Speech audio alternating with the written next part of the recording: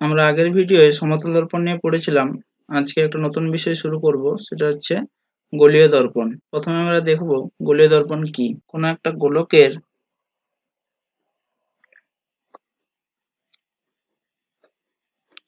যে কোনো একটা সারফেস যদি আমরা সিলভার প্রলেপ করে দিই, ধরো এই বাইরের সারফেসটা যদি সিলভার প্রলেপ করে দিই,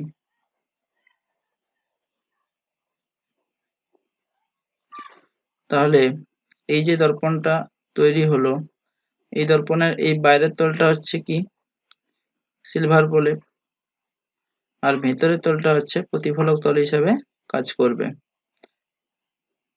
এটা হচ্ছে প্রতিফলক তল।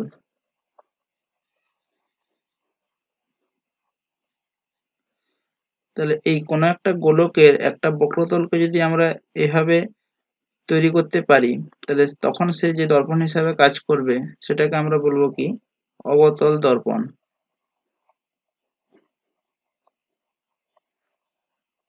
আবার ওই একই একটা গোলকের ভেতরের দিকটা যদি সিলভার প্রলেপ করে দিই, তাহলে এইটা হচ্ছে প্রতিফলক তল হিসাবে কাজ করবে।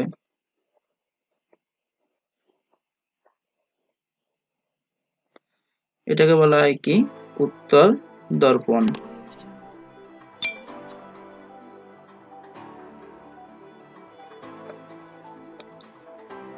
তো যেহেতু একটা গোলীয় তলকে নিয়ে আমরা সিলভার প্রলেপের সাহায্যে দর্পণ সৃষ্টি করছি, সেজন্য এদেরকে সাধারণত বলা হয় কি গোলীয় দর্পণ।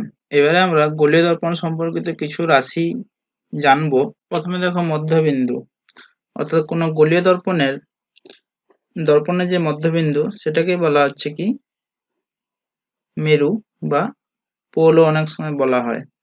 ধরো এটা যদি আমরা একটা অবতল দর্পণ আঁকি, তাহলে অবতল দর্পণের ক্ষেত্রে বাইরের পৃষ্ঠটা হচ্ছে মসৃণ করা সিলভার প্রলেপ দেওয়া আছে।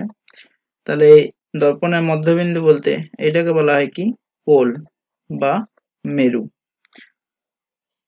এবার দেখো বক্রতা কেন্দ্র। বক্রতা কেন্দ্র কি? দর্পণ যে গোলকের অংশ, সেই গোলকের কেন্দ্রবিন্দুকে উক্ত দর্পণের বক্রতা কেন্দ্র বলে। ধরে নাও এইটা একটা গোলকের অংশ, তাহলে এই গোলকের অংশের, ধরে নাও এটা একটা গোলক, এই গোলকের এটা হচ্ছে কি তার বক্রতা কেন্দ্র, আর এটা হচ্ছে দর্পণ। এটা একটা অবতল দর্পণ, তাহলে অবতল দর্পণটির যে অংশটা ধরেছি তার একটা কেন্দ্রবিন্দু আছে, তাহলে সেই কেন্দ্রবিন্দুকে আমরা বলি বক্রতা কেন্দ্র। একে সাধারণত আমরা সি দ্বারা প্রকাশ করব। এরপরে দেখো প্রধান অক্ষ কাকে বলে। দর্পণের মধ্যবিন্দু ও বক্রতা কেন্দ্র যোগ করলে যে সরলরেখা পাওয়া যায় তাকে আমরা দর্পণের প্রধান অক্ষ বলবো। এখানে একটা অবতল দর্পণ দেখানো আছে, তার এই সি বিন্দু যেটা সেটা হচ্ছে বক্রতা কেন্দ্র, আর পি বিন্দু হচ্ছে দর্পণের মধ্যবিন্দু অর্থাৎ মেরু। এদেরকে যোগ করলে যে রেখা পাওয়া যাবে, অর্থাৎ এই যে রেখাটা, এটাকে আমরা বলবো কি প্রধান অক্ষ। এরপর দেখো বক্রতা ব্যাসার্ধ।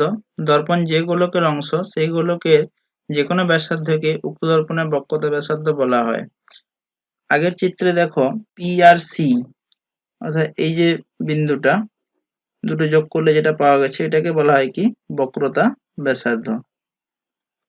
একে সাধারণত আমরা আর দ্বারা প্রকাশ করব। ছোট হাতের আর অথবা বড় হাতের আর লিখতে পারো। সে আর যেটা হবে সেটা পিসি এর সাথে সমান হবে। এরপরে দেখো উন্মেষ। গোলীয় দর্পণে উন্মেষ বলতে ওই দর্পণ তার বক্রতা কেন্দ্রে যে কোণ উৎপন্ন করে সেটাকে উন্মেষ বলা হয়। যদি কেন্দ্রবিন্দুতে উৎপন্ন কোণ 10 ডিগ্রি অপেক্ষা ক্ষুদ্র হয়, তবে সেই দর্পণকে আমরা ক্ষুদ্র উন্মেষযুক্ত দর্পণ বলি। আমি ছবিটা এঁকে দিয়েছি দেখো, সি হচ্ছে বক্রতা কেন্দ্র, আর দর্পণটি ওই বক্রতা কেন্দ্রে যে কোণ উৎপন্ন করেছে সেটা ডটেড লাইন দিয়ে দেখানো আছে। সেই কোণটা 10 ডিগ্রি হলে তবে সেটাকে আমরা বলবো ক্ষুদ্র উন্মেষযুক্ত দর্পণ, আর তার থেকে বেশি হলে সেটাকে আমরা বলবো কি বৃহৎ উন্মেষযুক্ত দর্পণ।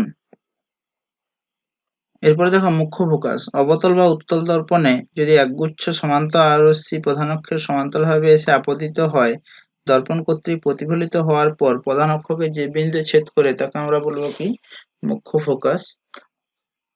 ধরে নাও এই একটা অবতল দর্পণ আছে, সেই অবতল দর্পণে আলোরশ্মি এসে পড়লো প্রধান অক্ষের সঙ্গে সমান্তরাল ভাবে, তাহলে এটা যদি প্রধান অক্ষ হয়, তাহলে প্রধান অক্ষের সঙ্গে সমান্তরালভাবে কোনো আলোকরশ্মি এসে আপতিত হলে সে বেরিয়ে যাওয়ার সময় অর্থাৎ প্রতিফলিত হওয়ার পর দর্পণকে যে বিন্দুতে ছেদ করবে সেই বিন্দুটাকে আমরা বলবো কি ফোকাস। আর এখানে যদি পি বিন্দুটা যদি আমরা পোল ধরি তথা দর্পণের মধ্যবিন্দু, তাহলে এই পি এফ যে দূরত্বটা এটাকে আমরা বলবো কি ফোকাস দূরত্ব। একে সাধারণত আমরা এফ দ্বারা প্রকাশ করি, হয় ছোট হাতের এফ অথবা বড় হাতের এফ দ্বারাও প্রকাশ করতে পারো। এরপরে আমরা একটা সম্পর্ক দেখব যে পিসি যেটা সেটাকে বলা হচ্ছে কি বক্রতা ব্যাসার্ধ, আর আর ফোকাস দূরত্ব যেটা সেটা কত পিএফ ইকুয়াল টু কত এফ। তাহলে এই বক্রতা ব্যাসার্ধ এবং এফ এর মধ্যে একটা সম্পর্ক আছে, বক্রতা ব্যাসার্ধ আর সমান হবে 2f। এটা আমরা পরে প্রমাণ করে দেখাবো। এরপর দেখো ফোকাস তল, অবতল বা উত্তল দর্পণের ফোকাস বিন্দুর মধ্য দিয়ে তাদের প্রধান অক্ষের সঙ্গে লম্বভাবে যদি কোনো তল কল্পনা করা হয় তাকে উক্ত দর্পণের ফোকাস তল বলা হয়। ধরে নাও এই একটা অবতল দর্পণ আছে, তাহলে সেই অবতল দর্পণে যখন কোনো আলোরশ্মি প্রধান অক্ষের সঙ্গে সমান্তরালভাবে এসে আপতিত হবে তখন রশ্মিটি দর্পণে প্রতিফলিত হওয়ার পর ফোকাসের মধ্য দিয়ে যাবে। তো এটা হচ্ছে ফোকাস এফ, এটা হচ্ছে তার মেরু পি। তাহলে এই এফ এর কাছে যদি আমরা একটা তল কল্পনা করে নিই তাহলে সেই তলটাকে বলা হবে কি ফোকাস তল। এই যে তলটা আমরা কল্পনা করলাম এটাকে বলা হয় কি ফোকাস তল। এবার দেখো গোলীয় দর্পণের ফোকাস দূরত্ব ও বক্রতা ব্যাসার্ধের পারস্পরিক সম্পর্ক আমরা অবতল দর্পণের ক্ষেত্রে প্রমাণটা করছি। ধরে নাও এম ও এম একটা হচ্ছে ক্ষুদ্র উন্মেষযুক্ত দর্পণ, মানে এই মেরুটাকে আমরা মধ্যবিন্দুটাকে ও ধরছি আর পুরো দর্পণটার নাম দিয়েছি এম ও এম। তাহলে যেহেতু এটা অবতল দর্পণ তাহলে বাইরের সারফেসটা সিলভারিং করা থাকবে। এই দর্পণের বক্রতা কেন্দ্র কোথায় হবে? তাহলে বক্রতা কেন্দ্র এখানে ধরে নিলাম, এটা হচ্ছে প্রধান অক্ষ। আচ্ছা, এর একটা ফোকাস থাকবে, সেই ফোকাসটা ধরে নাও এখানে আছে। এবার দর্পণের প্রধান অক্ষের সঙ্গে যদি একটা সমান্তরালভাবে একটা আলোরশ্মি গুচ্ছ পড়ে বা একটাই আলোরশ্মি দেখাচ্ছি, সে তাহলে ফোকাসের মধ্য দিয়ে যাবে, কারণ এর আগে আমরা পড়েছিলাম যে ফোকাস কি জিনিস, অর্থাৎ প্রধান অক্ষের সঙ্গে সমান্তরালভাবে কোনো আলোরশ্মি যদি এসে পড়ে তাহলে দর্পণ থেকে প্রতিফলিত হওয়ার পর সে যে পথে যায় এবং তখন প্রধান অক্ষকে যে বিন্দুতে ছেদ করে তাকে বলা হয় ফোকাস। তাহলে ওসি হচ্ছে দর্পণের বক্রতা ব্যাসার্ধ। এবার এই যে আলোরশ্মিটা পড়েছিল তার নাম দিয়ে দাও পি এ। একটা আলোরশ্মি আপতিত হয়েছিল প্রধান অক্ষের সঙ্গে সমান্তরালভাবে এবং এসি কে যুক্ত করো। একটা জিনিস মনে রাখবে দর্পণের ক্ষেত্রে বা গোলীয় দর্পণের ক্ষেত্রে, একটা জিনিস মনে রাখবে গোলীয় দর্পণের ক্ষেত্রে এই অভিলম্ব সর্বদা বক্রতা কেন্দ্র দিয়ে যাবে, অর্থাৎ বক্রতা ব্যাসার্ধ যেটা সেই দিক দিয়ে যাবে, অর্থাৎ এখানে অভিলম্ব কোণটা এসি। এখন প্রতিফলনের সূত্র অনুসারে আপতন কোণ সমান প্রতিফলন কোণ, অর্থাৎ পি এ সি কোণ হচ্ছে আপতন কোণ সমান হবে সি এ এফ কোণ। সি এফ কোণটা কি হবে? প্রতিফলন কোণ। যেহেতু পি এ ও ওসি পরস্পর সমান্তরাল তাহলে পি এ সি কোণ সমান কত হবে? এ সি এফ কোণ। অর্থাৎ আমরা লিখতে পারি A F equal to F C. তার কারণ পিএসি যে কোণটা ছিল সেই কোণটা যেহেতু এসিএফ এর সঙ্গে সমান হচ্ছে, তাহলে এই কোণটা যদি আমরা থিটা ধরি তাহলে এই কোণটা কত হবে? থিটা। আবার এসি হচ্ছে ওই অভিলম্ব হওয়ার জন্য পি এ সি কোণ যেটা এবং সি এ এফ কোণ তারা পরস্পর সমান হবে, অর্থাৎ এটা থিটা হবে। তাহলে একটা ত্রিভুজের দুটি কোণ যদি সমান হয় তাহলে তার সে বাহুগুলোও সমান হবে, অর্থাৎ সি এফ সমান হবে এ এফ। এবার দর্পণের যদি মানে উন্মেষ খুব ক্ষুদ্র হয়, এ ও ও বিন্দু খুব কাছাকাছি থাকবে, তাহলে আমরা বলতে পারি A F equal to O F. অতএব O F equal to F C সমান লিখতে পারি ও সি বাই টু, তার কারণ ও এফ আর এফ সি সমান। এর ওসি ছিল দর্পণের বক্রতা ব্যাসার্ধ, তাহলে বক্রতা ব্যাসার্ধ যদি আর ধরো তাহলে এটা হয়ে যাবে আর বাই টু, আর ও এফ যদি ফোকাস দূরত্ব ধরো তাহলে এফ সমান হয়ে যাবে কত আর বাই টু, বা আর সমান হয়ে গেল কত টু এফ। এটা হচ্ছে প্রমাণ। এবার দেখো গোলীয় দর্পণ কর্তৃক প্রতিবিম্ব গঠন প্রথমে আমরা অবতল দর্পণের ক্ষেত্রে দেখাচ্ছি। যখন বস্তু অসীমে থাকবে তখন প্রতিবিম্ব ফোকাস তলে গঠিত হয়, অর্থাৎ এটা যদি একটা অবতল দর্পণ হয় তাহলে অবতল দর্পণের ক্ষেত্রে এটা হচ্ছে প্রধান অক্ষ, তাহলে অসীম থেকে আগত আরশ্মি উচ্চ যখন দর্পণে এসে পড়বে তখন সে ফোকাস তলে গঠিত হবে, অর্থাৎ তার যদি এইটা যদি ফোকাস হয় তাহলে এখানে প্রতিবিম্ব গঠিত হবে আর বস্তু অসীমে আছে। তাহলে এখানে একটা জিনিস দেখতে পাচ্ছি,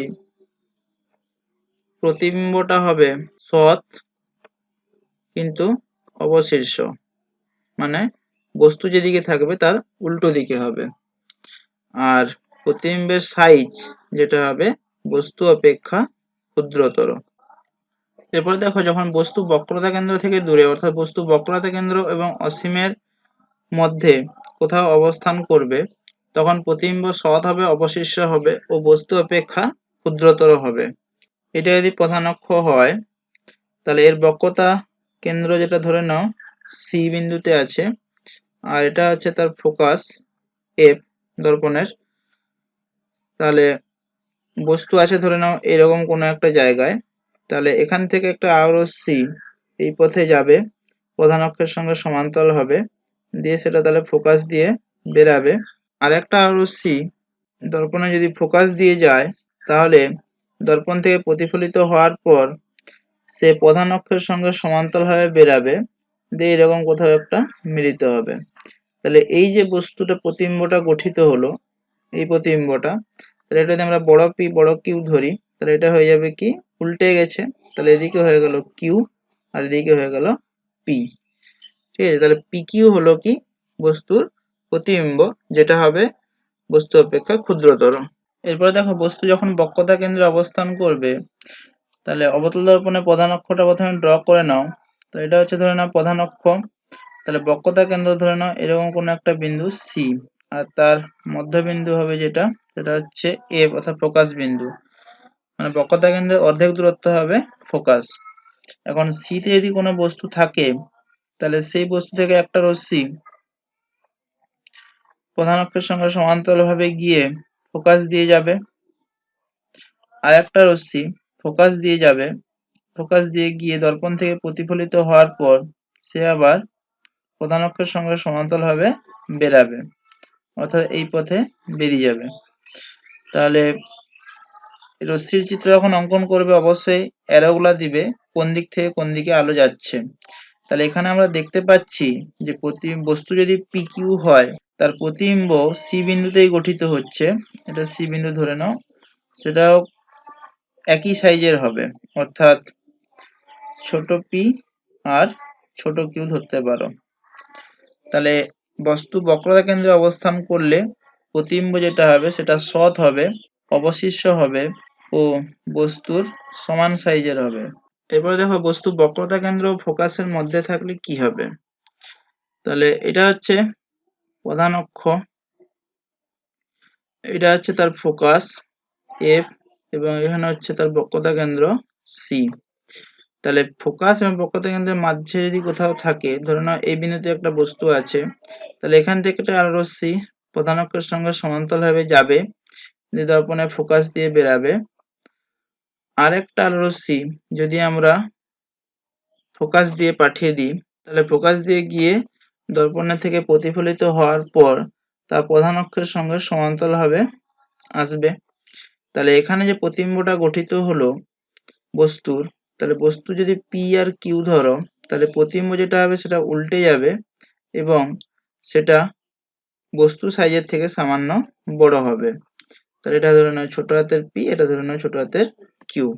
তাহলে এই ক্ষেত্রেও প্রতিবিম্ব হবে সৎ, অবশিষ্ট ও বস্তুর থেকে আকারে বা সাইজে বড়।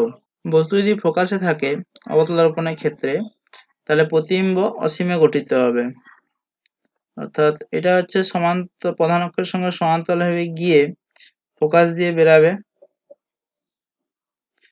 আর একটা রশ্মি বক্রতা কেন্দ্র থেকে বেরিয়ে যাবে সমান্তরালভাবে। তাহলে এই বস্তুটার প্রতিবিম্ব অসীমে গঠিত হবে। বস্তু ফোকাস ও মেরুর মধ্যে থাকলে অবতল দর্পণের ক্ষেত্রে প্রতিবিম্ব কোথায় গঠিত হবে দেখো।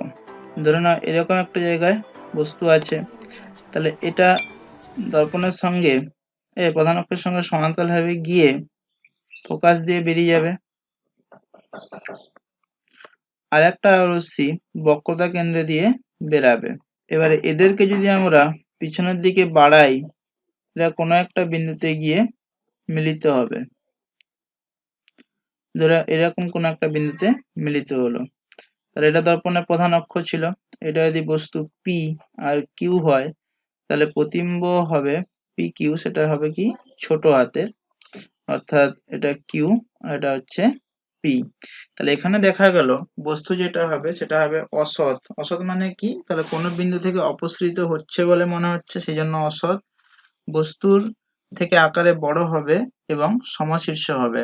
তাহলে আমরা অবতল দর্পণের ক্ষেত্রে যতগুলো বিশেষ ক্ষেত্রে আলোচনা করলাম, প্রত্যেক ক্ষেত্রে দেখা গেল প্রতিবিম্ব যেটা গঠিত হচ্ছে সেটা হচ্ছে সৎ অবশীর্ষ, কিন্তু শুধুমাত্র একটি ক্ষেত্রে দেখা গেল প্রতিবিম্ব সমশীর্ষ হবে এবং সেটা অসৎ হবে। সেটা একটাই মাত্র কন্ডিশন, যখন বস্তু মেরু এবং ফোকাস এর মাঝে কোথাও থাকবে। এবার দেখো উত্তল দর্পণের ক্ষেত্রে। উত্তল দর্পণের ক্ষেত্রে মনে রাখবে সবসময় প্রতিবিম্ব যেটা গঠিত হবে সেটা বস্তু অপেক্ষা সবসময় ছোট হবে, প্রতিবিম্ব অসৎ হবে। সেই জন্য আমরা গাড়িতে যে ভিউ ফাইন্ডার অর্থাৎ হচ্ছে লুকিং গ্লাস লাগানো থাকে, সেটাতে সবসময় অবতল দর্পণ ব্যবহার করি, যাতে আমাদের পিছনে যে বস্তুগুলো আছে তার পূর্ণ প্রতিবিম্ব আমরা ছোট আকারে দেখতে পাই। এই দর্পণটা হচ্ছে MOM একটা অবতল দর্পণ। PQ একটা বস্তু, কিউ থেকে একটা আলো রশ্মি প্রধান অক্ষের সঙ্গে সমান্তরালভাবে গিয়ে প্রতিফলিত হলো, তাকে পিছনের দিকে বাড়ালে সেটি ফোকাস দিয়ে যাচ্ছে। আর একটা রশ্মি দেখো বক্রতা কেন্দ্রে মানে বাড়ানোর পর বক্রতা কেন্দ্র দিয়ে গেছে। একটা জিনিস মনে রাখবে, আর রশ্মি যদি বক্রতা কেন্দ্রে পড়ে, তাহলে বক্রতা কেন্দ্র থেকে যত অ্যাঙ্গেলেই পড়ুক সেইভাবে সে বেরিয়ে যাবে, অর্থাৎ সেটা হচ্ছে লম্ব আপতন ধরা হয়। তার কারণ আমরা সবসময় ধরবো যে বক্রতা কেন্দ্রে সর্বদা অভিলম্ব থাকে। তাহলে অভিলম্ব বরাবর কেউ যদি পড়ে দর্পণে, তাহলে সে যে পথে পড়বে আবার সেই পথে ফিরে যাবে। এবারে আমরা দর্পণের সমীকরণ প্রতিষ্ঠা করব। তার আগে আমাদের জানতে হবে বিভিন্ন চিহ্নের কথা, অর্থাৎ উত্তল দর্পণের বা অবতল দর্পণের মধ্যবিন্দু থেকে আলো রশ্মির দিকে গেলে চিহ্ন কি হবে, আলো রশ্মির বিপরীতে গেলে চিহ্ন কি হবে, তাদের ফোকাস কিরকম কি হয়, এগুলো সব জানবো। গোলীয় দর্পণের ক্ষেত্রে সব দূরত্ব দর্পণের মধ্যবিন্দু বা মেরু থেকে মাপা হয়। এখানে আমি একটা অবতল দর্পণের ক্ষেত্রে রশ্মি চিত্র এঁকে দেখিয়েছি। প্রথমে দেখো PA হচ্ছে আপতিত রশ্মি, যা ফোকাস দিয়ে বেরাচ্ছে, যেটাকে আমরা নাম দিয়েছি প্রতিফলিত রশ্মি, এই রশ্মিটা। আর PB ও একটা আপতিত রশ্মি, তা B থেকে প্রতিফলিত হয়েছে, সেটা নাম দিয়ে দিয়েছি প্রতিফলিত রশ্মি, এটা। এবার যদি আমরা বড় পি বড় কিউ যেটা সেটা হচ্ছে বস্তু হয়, আর ছোট পি ছোট কিউ যেটা পিঙ্ক কালারে দেখিয়েছি সেটা যদি প্রতিবিম্ব হয়, তাহলে আমরা এখানে চিহ্নগুলা কিরকম ধরবো দেখো। তাহলে সব দূরত্ব দর্পণের মধ্যবিন্দু অর্থাৎ মেরু ও থেকে মাপা হবে, তাহলে বস্তু দূরত্ব ওসি যেটা হবে সেটা হবে নেগেটিভ, কারণ হচ্ছে তা আপতিত রশ্মির বিপরীত দিকে আমরা যাচ্ছি। তাহলে আপতিত রশ্মির বিপরীত দিকে গেলে দূরত্বকে কি ধরবো, নেগেটিভ ধরবো, আর আপতিত রশ্মির দিকে গেলে দূরত্বকে পজিটিভ ধরবো। সেটা পরে দেখাচ্ছি আমি উত্তল দর্পণের ক্ষেত্রে সেটা হবে। আর প্রতিবিম্ব দূরত্ব দেখো, এখানে প্রতিবিম্ব দূরত্ব কি আপতিত রশ্মি যেদিকে আসছিল তার বিপরীত দিকে, অর্থাৎ প্রতিফলিত রশ্মির দিকে যাচ্ছি বলে প্রতিবিম্ব দূরত্ব পাচ্ছি, তাহলে সেটাও কি হবে, নেগেটিভ। আচ্ছা, এবার দেখো ফোকাস দূরত্ব যেটা, তাহলে ফোকাস দূরত্ব যেটা সেটা তো আপতিত রশ্মি, সেটাও কি বিপরীত দিকে, সেজন্য ওটাও কি হবে, নেগেটিভ। তাহলে অবতল দর্পণের ক্ষেত্রে সব দূরত্বেই আমরা নেগেটিভ ধরবো। যদি উত্তল দর্পণ হয়, উত্তল দর্পণের ক্ষেত্রে এটা হচ্ছে তার প্রধান অক্ষ, যেটা দর্পণের মধ্যবিন্দু ও তে ছেদ করছে। এটা ধরে নাও এম ও, এম একটা দর্পণ। এখানে একটা বস্তু আছে, তাহলে সেই বস্তুর জন্য প্রথমে আপতিত রশ্মি প্রধান অক্ষের সঙ্গে সমান্তরালভাবে গিয়ে দর্পণে পড়বে। দর্পণে পড়ার পর তা তার ফোকাস দিয়ে বেরাবে। তাহলে এদিকে হচ্ছে তোমার প্রধান অক্ষটাকে আমি একটু এক্সটেন্ড করে দিলাম, তাহলে ফোকাস দিয়ে বেরাবে। তাহলে ধরে নাও এখানে হচ্ছে ফোকাস আছে, তাহলে রশ্মিটি এই পথে প্রতিফলিত হয়ে বেরালো। আচ্ছা, আর একটা রশ্মি যদি বক্রতা কেন্দ্র দিয়ে যায়, তাহলে বক্রতা কেন্দ্র এদিকে আছে, এখানে সি ধরে নাও, আর এটা হচ্ছে ফোকাস এফ। তাহলে বক্রতা কেন্দ্র দিয়ে যে রশ্মিটা যাবে, সে যে পথে যাবে সেই পথে আবার বেরিয়ে আসবে।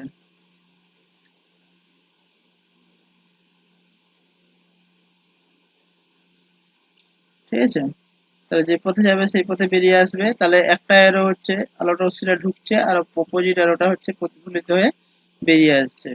এবার তারা যে বিন্দুতে ছেদ করলো সেই বিন্দুতে তাহলে কি হবে, বস্তু প্রতিবিম্ব তৈরি হবে। তাহলে এখানে যদি বস্তু বড় পি বড় কিউ ধরি, তাহলে প্রতিবিম্ব হয়ে যাবে কত, ছোট পি ছোট কিউ।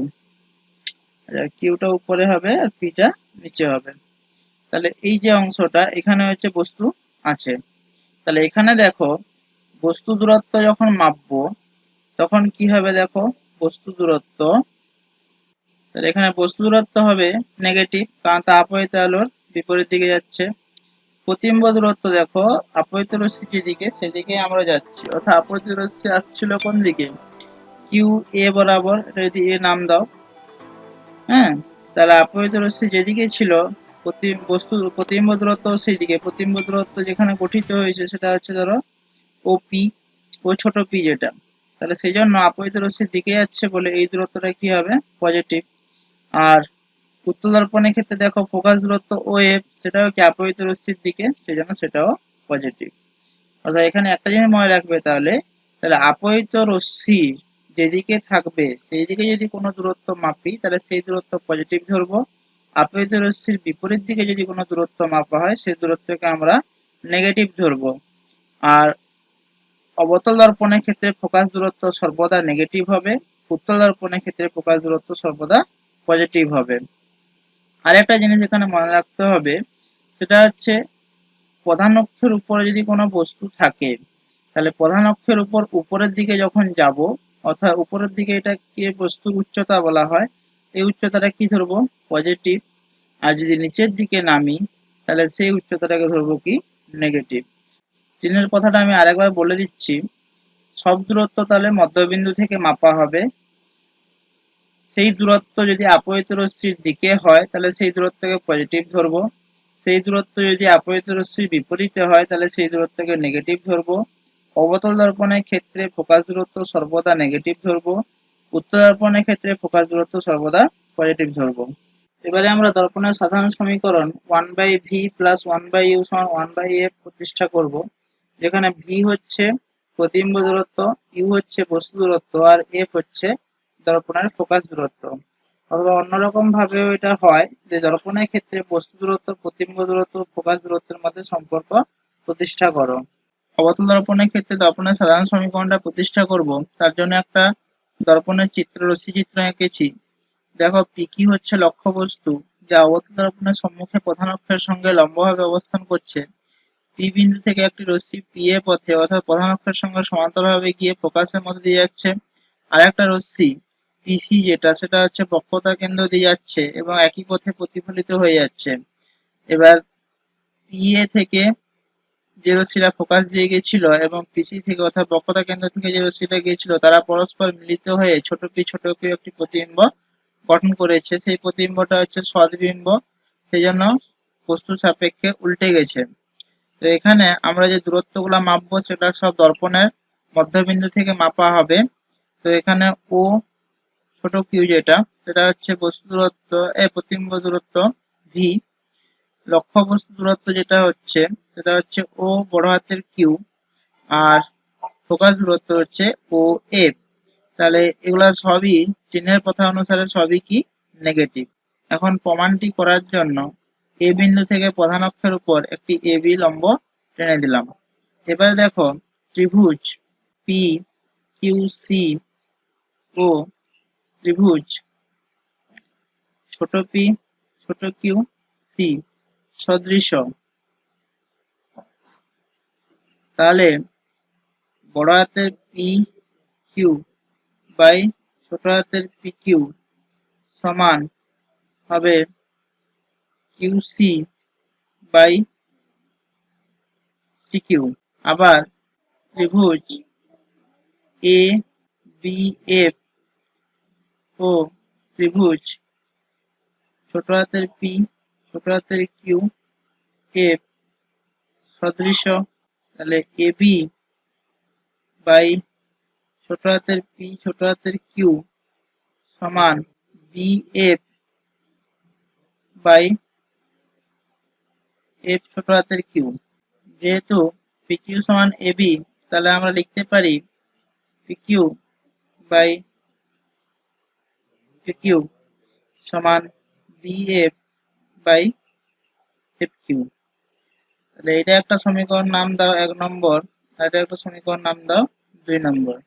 তাহলে 1 নম্বর আর 2 নম্বর সমীকরণ থেকে আমরা লিখতে পারি Q C by C Q সমান B F by F Q. যেহেতু দর্পণের উন্মেষ খুব ক্ষুদ্র, তাই আমরা লিখতে পারি Q C by C Q সমান O F by F Q. মানে ও এফ যেটা সেটা বিএফ এর সাথে সমান হবে, কারণ উন্মেষ খুব ক্ষুদ্র হলে ও বিন্দু এবং এ বিন্দু খুব কাছাকাছি হবে, তখন বি বিন্দু ও বিন্দুর কাছে অবস্থান করবে। কিউ সি সমান ও কিউ মাইনাস ও সি। তাহলে ও কিউ তো হচ্ছে বস্তু দূরত্ব, সেটা তাহলে চিহ্নের কথা অনুসারে নেগেটিভ, তাহলে মাইনাস অফ ইউ। আর ওসি দেখো, ওসিটা হচ্ছে বক্রতা ব্যাসার্ধ, সেটা সমান মাইনাস অফ 2f লাগাবো, তাহলে সামনে একটা মাইনাস আছে, তাহলে এটা হয়ে যাবে কত প্লাস অফ 2f।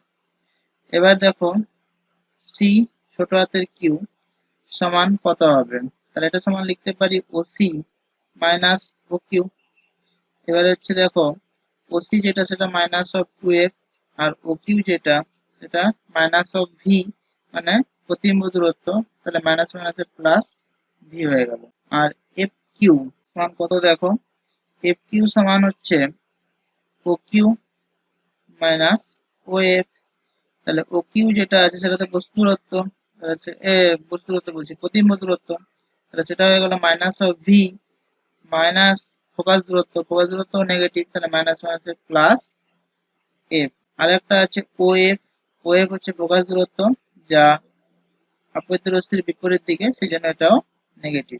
সবকটি রশ্মি আপতিত রশ্মির বিপরীত দিকে আছে, সেই জন্য সব দূরত্ব ও থেকে মাপা হচ্ছে, সেই অনুযায়ী চিহ্নের কথা লাগানো হয়েছে। এবার এই যে মানগুলো আমরা বের করলাম সেটা এই সমীকরণে আমরা বসিয়ে দেব, দিলে কি হয় দেখো, তাহলে minus of U plus 2f by minus of 2f plus V সমান minus of F by minus of V plus F.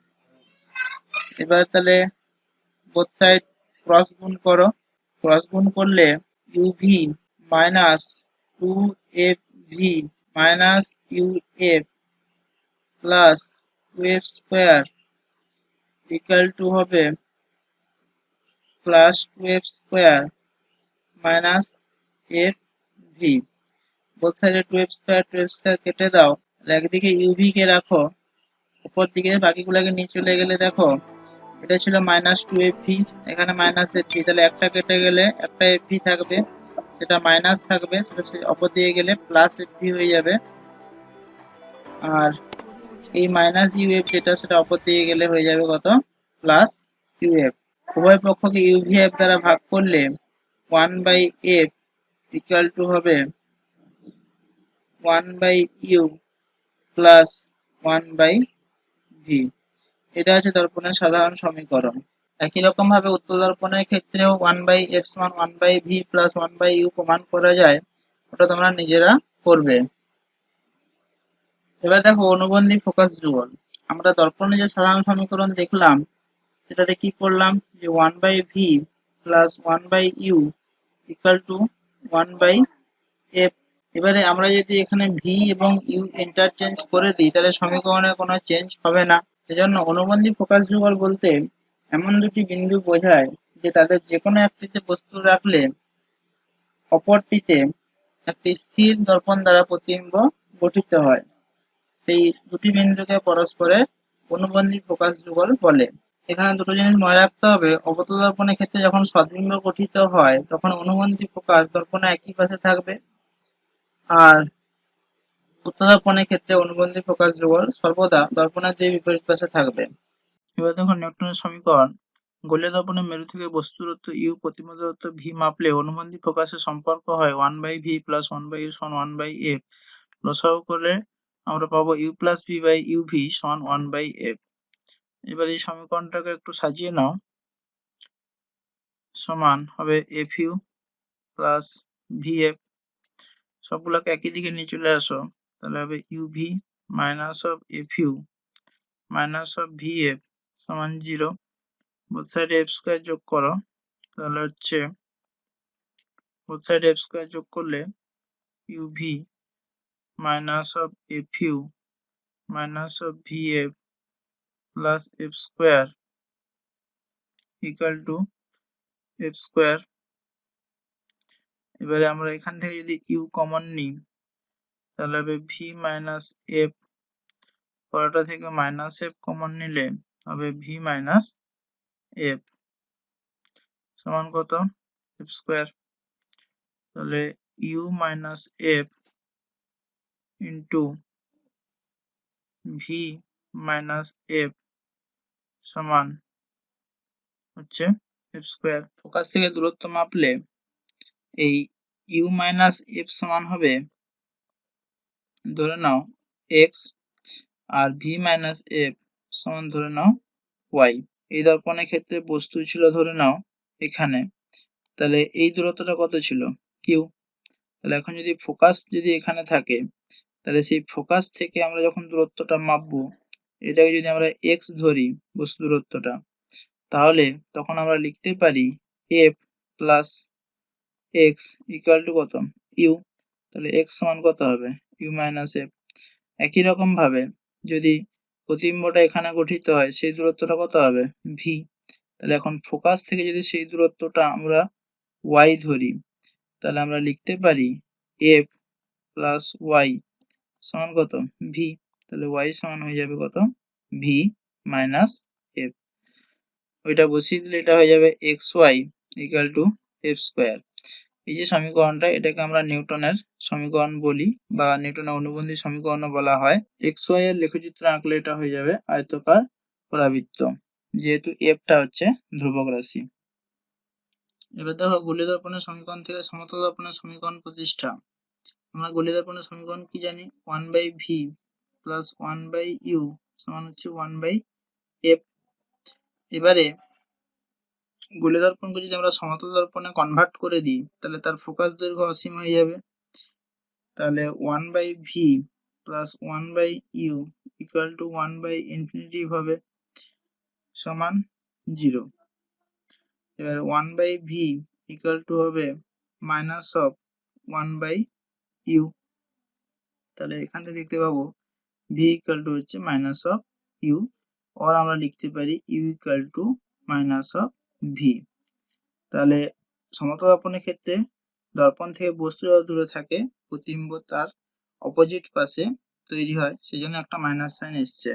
এবার দেখো রৈখিক বিবর্ধন, এটা ইকুয়াল টু হয় প্রতিবিম্বের দৈর্ঘ্য বা উচ্চতা বাই বস্তুর দৈর্ঘ্য বা উচ্চতা। একে আমরা m দ্বারা প্রকাশ করব। তাহলে যদি উচ্চতা আকারে ধরি তাহলে m ইকুয়াল টু হবে প্রতিবিম্বের উচ্চতা, একে ধরে নাও সাধারণত i, আর বস্তুর দৈর্ঘ্য বা উচ্চতাকে একে ধরে নাও কি o। মানে বস্তুকে বলা হচ্ছে অবজেক্ট আর প্রতিবিম্বকে বলা হচ্ছে ইমেজ। অথবা আমরা ধরতে পারি দর্পণের মেরু থেকে যেহেতু মাপা হচ্ছে, তাহলে প্রতিবিম্ব কত দূরত্বে আছে সেটা বার করতে পারবো। তাহলে প্রতিবিম্ব দূরত্ব আছে ভি আর বস্তু দূরত্ব হচ্ছে কত ইউ। এটাও লেখা যায়, তাহলে বিভিন্ন কেসে ডিফার করবে। তো প্রথমে আমরা এই সাইনগুলা কি হবে সেটা বার করব।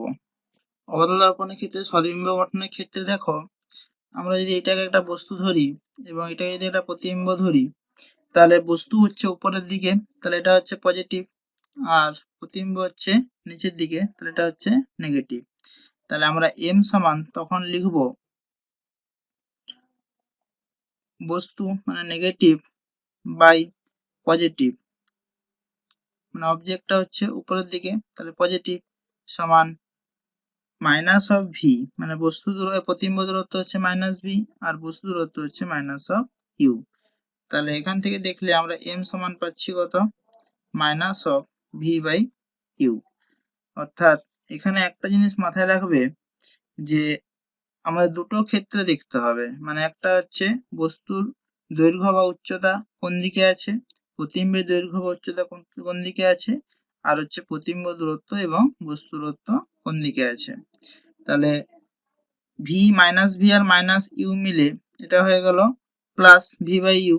তাহলে তোমরা ভাববে যে বিবর্ধন তাহলে পজিটিভ হওয়ার কথা, কিন্তু যখন আমরা উচ্চতা দিয়ে ভাবছি তখন দেখছি একটা উচ্চতা নেগেটিভ আর একটা উচ্চতা পজিটিভ, সেই জন্য বিবর্ধন হয়ে গেল কত minus of V by you.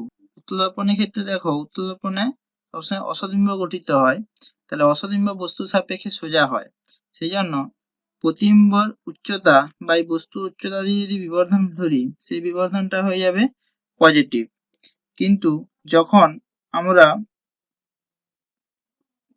বস্তু দূরত্ব এবং প্রতিবিম্ব দূরত্ব দিয়ে লিখব, তখন প্রতিবিম্ব দূরত্ব যেটা হয়ে যাবে সেটা হয়ে যাবে পজিটিভ আর বস্তু দূরত্ব হয়ে যাবে নেগেটিভ। সেই জন্য তখনও বিবর্ধন m ইকুয়াল টু হয় কত minus of V by U. অর্থাৎ দর্পণের ক্ষেত্রে আমরা সবসময় বিবর্ধন নেগেটিভই ধরবো, minus of V by U. আজকের ভিডিও এই পর্যন্তই। পরবর্তী ভিডিওতে বাকি বিষয়গুলি নিয়ে আলোচনা করব। এই ভিডিওটি দেখতে গিয়ে কোথাও কোনো কিছু অসুবিধা হলে অবশ্যই কমেন্ট সেকশনে জানাবে। ভিডিওটি দেখার জন্য ধন্যবাদ।